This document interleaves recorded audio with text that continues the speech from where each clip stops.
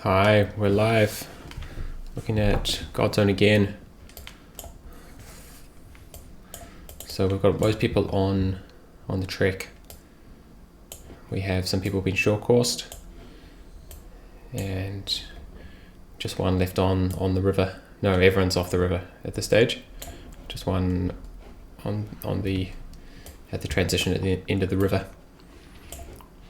And we have a veyor just miles out in front now. So it looks like they've got their leads being extended, but this is more due to the slow pace of the trek compared to the very fast pace of the cycling and paddling. So I suspect their time, their lead in minutes or in hours has, not expanded a huge amount. Maybe it has gone up a little bit. It's very hard to know. But the distance blows out quite quickly when you change a discipline like that. I was just on the Instagram page. Thought this was a great picture of the river. It's not deep in places. I wonder if anyone had some problems with their pack rafts out there. Pretty rough on some of these stones. You could definitely get a sharp rock through the raft. They have repair kits. They can do some repair jobs to some extent, but it's not 100% safe for the boat on conditions like this. Pretty tough. And I also thought this was absolutely legendary. So they blew out the hub on the bike, and they couldn't repair it. So you got to get to the line, and so it looks like Nigel's doing a marathon on foot when he'd much rather be on the bike. So here's the two tires on their backs, and he's got the whole frame on his back. That's outstanding.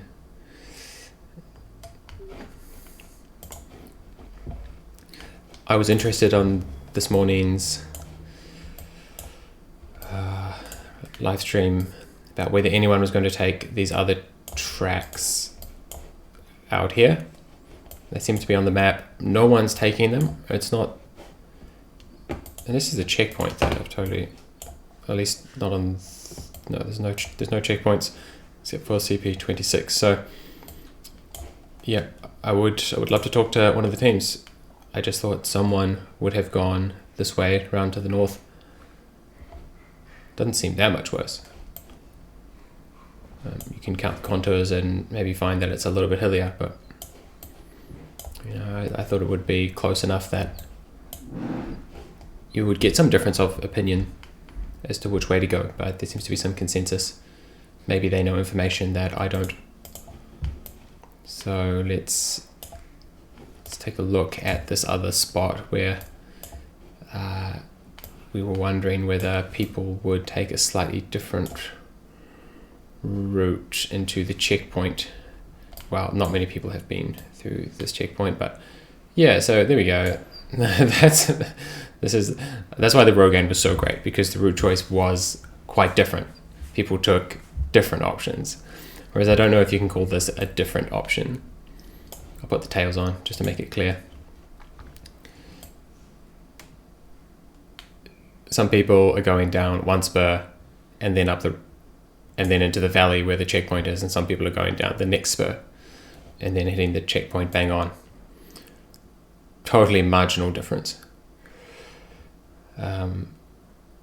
Considering the scale of this trek, that is not really a life-changing difference in route choice. And we see some people taking slightly different routes through the hills there. Some people staying on the ridge line and others cutting the corners, like you might imagine some people like to do up on some of these tops here. You don't have to go up to this hilltop. You definitely would want to keep dropping down steadily, contouring a little bit, and then sliding down. So you would want the highest point maybe to be up here, and to never have to go uphill again until you're over here. A slight uphill there, as opposed to going down the saddle and then up again. Some of these slopes could have a bit of scree on them, but given the magnitude of these contours, 20 meters up, that's a 60-meter climb. You'd be much better off just to contour as opposed to taking on the extra climb.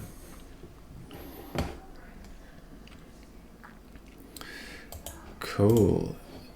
So that's about it. That's about all of the course that's of interest to look at. You've got a lot of people being short course now. Everyone's hit the cutoff. Everyone who gets a CP 24 after 5 p.m. gets pushed onto the short course, so they're marked as yellow. Everyone who got short coursed at that point, and it looks like everyone who had already been disqualified due to someone pulling out or not completing the stage has also been pushed onto the short course, regardless of when they arrived there. So everyone heading down the short course there. Cool. Let's take a look at those packs that we've been following. Of course, we had Avea out in front, very, very far out in front on the check. We had Tikitua and iSport in second place. We had Avea hanging out with, who were they hanging out with? 21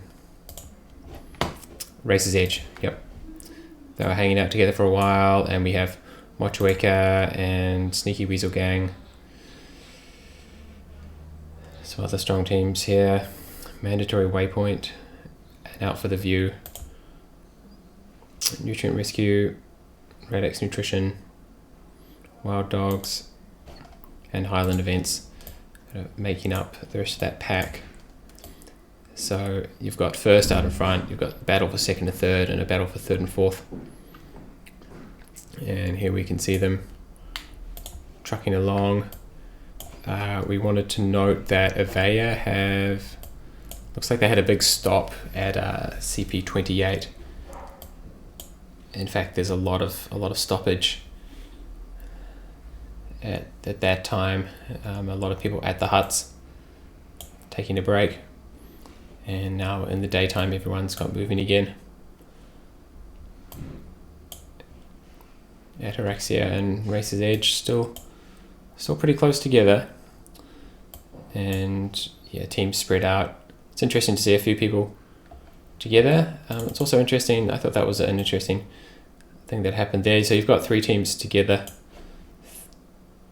34, 18. No, where are they're not the 3 hours interested in. Here we go.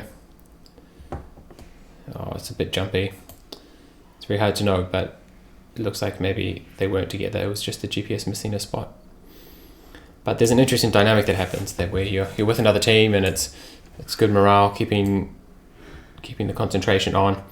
But at some point you might have to pull the pin and take a rest. Take a rest in the hut. And okay, my slider's not working. Why can't I grab the slider? Okay, thank you. And just seeing these guys roll through here. Yeah, there we have it. So 53, 04, and 32. Just rolling through, and then 23 stop and take a break. And in fact, yeah, they pretty much get caught up by some other teams. Yeah, it's tough knowing that there's people just behind you, and if you sleep for 2 hours, they're going to catch you again. But you've still got a long way to go, and cashing in on 4 hours of rest could be really beneficial, and definitely taking the time to make sure that your body and your feet are in good condition, as good a condition as possible on a trek like this is really important. Absolutely worth the stop. You know, the risk you're playing with if you let your feet get out of control is the risk of not finishing. And I think most people would be happy to commit an hour or two to get the feet maybe dried out and get some creams put on them, get some new socks on. Okay, let's pay attention to the later half of the trek and see if there's any separating out of these top few positions. They look really well matched. They're all moving at the same speed. And this is the current situation. Beautiful. I bet these guys have had a great sunset. Great sunset up on the ridge line here. That would have been cool. Hey, come on.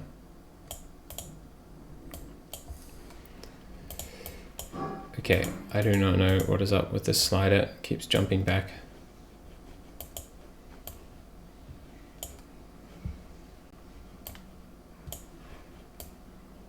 Okay.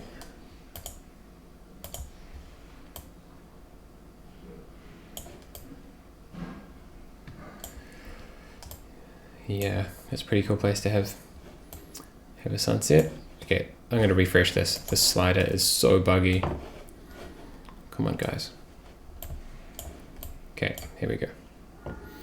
Cool, and these guys would have, they would have been on the ridge line for sunset. That's cool. That's iSport and Tikitua. Really been hanging out pretty close together. Looks like Tikitua has just been staying. No, so Tikitua, yeah, we're behind. Okay, so iSport had a good break. Looks like they braked for a few hours, and Tikitua rolled through, and have been moving faster. So iSport are going backwards slightly compared to Tikitua, although that one looks like they've got closer together, but we'll see. Sometimes the GPSs drop a point. Yeah. So they at the moment they had sunset on this ridge,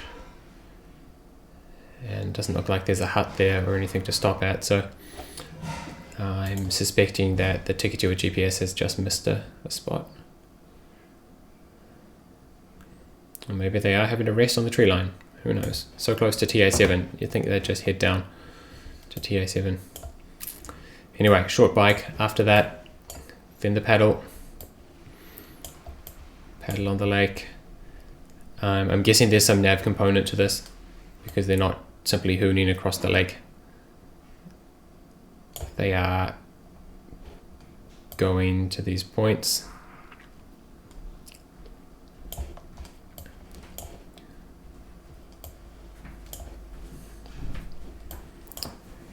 Arriving into GODZone. How nice. Cool, that's all for today. Check again in the morning.